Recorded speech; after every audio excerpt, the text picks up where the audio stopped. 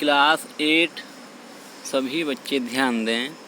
हम पढ़ रहे थे सामाजिक विज्ञान में आवास पाठ 3 खनिज और शक्ति संसाधन। तो हमने अगली वीडियो में 2 पार्ट पढ़ चुके हैं, यानी 2 भाग पढ़ चुके हैं। ये इस पाठ का तीसरा भाग है। तो बच्चों, हम इस पाठ को आज कंप्लीट करेंगे। कल हमने पढ़ा था शक्ति संसाधन, और शक्ति संसाधन के बाद हमने पढ़ा था परंपरागत ऊर्जा के स्रोत और ईंधन के बारे में। आज हम यहाँ से आगे पढ़ेंगे। यहाँ पर लिखा हुआ है खनिज तेल और प्राकृतिक गैस, इनके लाभ और हानि। तो खनिज तेल का लाभ है, ये आसानी से परिवहनीय है, यानी हम आसानी से एक स्थान से दूसरे स्थान पर जा सकते हैं। दूसरा है पेट्रो रसायन उद्योगों का आधार है। ये पेट्रो रसायन उद्योग हैं, उनका आधार है। अब हम देखते हैं प्राकृतिक गैस के लाभ। प्राकृतिक गैस का लाभ है कि यह आसानी से परिवहनीय है, यानी पाइपलाइन के द्वारा एक स्थान से दूसरे स्थान पर इसे लाया जा सकता है। तेल और कोयले से अधिक स्वच्छ ईंधन है, तेल से सस्ता है। ये सब प्राकृतिक गैस के लाभ हैं। अब देखते हैं खनिज तेल और प्राकृतिक गैस के हानि। तो तेल अधिक प्लावन एवं गैस रिसाव के कारण ऑक्सीजन का अवक्षय हो सकता है। निर्मुक्त प्रदूषण के कारण अम्ल वर्षा हो सकती है। नए ईंधन का अन्वेषण आसानी नहीं है। अब देखते हैं बच्चों ऊर्जा के परंपरागत स्रोत। तो ऊर्जा के परंपरागत स्रोत में आएगा ईंधन, कोयला। इनके लाभ और हानि दिए हुए हैं। ईंधन का लाभ है सुप्राप्य, यानी आसानी से प्राप्त हो सकता है।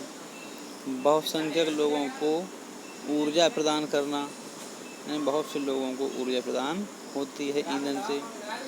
ईंधन की हानि है संग्रहण में अधिक समय उपयोग, यानी इकट्ठा करने में ईंधन को अधिक समय लगता है। प्रदूषण फैलाने वाला ईंधन प्रदूषण फैलाता है। हरित गृह प्रभाव में वृद्धि करता है। निर्वनीकरण, यानी अब देखते हैं बच्चों कोयला के लाभ और हानि। कोयला के लाभ हैं विस्तृत रूप से उपलब्ध है, यानी बड़े रूप में विस्तार में उपलब्ध है। विद्युत रूपांतरण के लिए उपयुक्त है। और कोयला की हानि है कि कोयला प्रदूषण का स्रोत है और परिवहन के लिए भारी है। तो बच्चों, ये हुए कोयला और ईंधन के लाभ और हानि। ऊर्जा के परंपरागत स्रोतों के अंतर्गत जल विद्युत भी आता है। जल विद्युत, तो जल विद्युत में पढ़ेंगे हम लाभ और हानि। जल विद्युत के लाभ हैं प्रदूषण मुक्त होता है, सिंचाई और मत्स्य को बढ़ावा देता है, सस्ता होता है। लेकिन इसकी हानि भी है स्थानीय समुदाय का विस्थापन, निम्न क्षेत्रों का जल प्लावन स्थापित करने में अधिक खर्चीला होता है। तो बच्चों, हमने पढ़ा था कि पौधों और जानवरों के अवशेष जो लाखों वर्षों तक धरती के अंदर दबे रहते थे, ताप और दाब के प्रभाव से जीवाश्म ईंधन में बदल जाते हैं। जीवाश्म ईंधन जैसे कोयला, पेट्रोल, प्राकृतिक गैस परंपरागत ऊर्जा के मुख्य स्रोत हैं। इन खनिजों के भंडार सीमित हैं। ये बढ़ती हुई जनसंख्या के उपयोग करने पर समाप्त हो सकते हैं, क्योंकि ये आवश्यकता से अधिक, यानी जितना उत्पन्न नहीं हो पाता है उतने से अधिक खर्च हो जाता है। कोयला बहुतायत में पाया जाने वाला जीवाश्म ईंधन है। यानी बहुत भंडार हैं कोयले के। इसका उपयोग घरेलू ईंधन, उद्योग, लोहा, इस्पात, वाष्प इंजन, विद्युत उत्पन्न करने में किया जाता है। कोयले से प्राप्त की जाने वाली विद्युत को तापीय विद्युत यानी तापीय ऊर्जा कहा जाता है। कोयला जिसका हम आज उपयोग कर रहे हैं वो लाखों वर्षों पूर्व विशाल फर्न और दलदल की पृथ्वी के परतों में दबने से बना है। कोयला इसलिए अंतर्हित धूप के रूप में जाना जाता है। विश्व में अग्रणी कोयला उत्पादक देशों में चीन नंबर 1 पर है, दूसरे नंबर पर संयुक्त राज्य अमेरिका, उसके बाद जर्मनी, रूस, दक्षिण अफ्रीका और फ्रांस। भारत के कोयला उत्पादन क्षेत्र हैं रानीगंज, पश्चिम बंगाल तथा झरिया, धनबाद, बोकारो झारखंड में हैं। अब देखते हैं बच्चों पेट्रोलियम के बारे में। पेट्रोल जिससे आपकी कार चलती हैं और तेल जो आपकी साइकिल को चरमराने से रोकता है। दोनों की शुरुआत गाढ़े काले द्रव से होती है जिसे पेट्रोलियम कहते हैं। यह सेलों की परतों के मध्य पाया जाता है। इसका परिष्करण करके पेट्रोल, मिट्टी का तेल, डीजल, मोम, प्लास्टिक, स्नेहक ये सभी प्राप्त किया जाता है।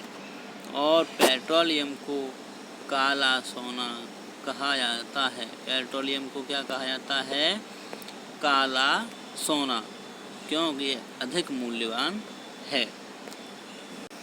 पेट्रोल उत्पादन करने में ईरान, इराक, सऊदी अरब, कतर और हमारे भारत में पेट्रोलियम का क्षेत्र है। असम में डिगबोई, मुंबई में बॉम्बे हाई और कृष्णा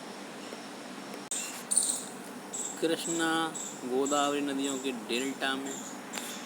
असम में डिगबोई, मुंबई में बॉम्बे हाई, कृष्णा और गोदावरी नदियों के डेल्टा में पेट्रोलियम पाया जाता है। प्राकृतिक गैस पेट्रोलियम निक्षेपों के साथ पाई जाती है। यह रूस, नॉर्वे, यूके, नीदरलैंड में प्राकृतिक गैस के प्रमुख उत्पादक देश हैं।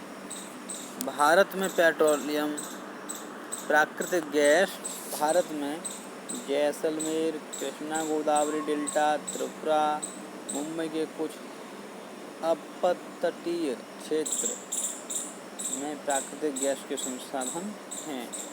विश्व के बहुत कम देशों के पास प्राकृतिक गैस के पर्याप्त भंडार हैं।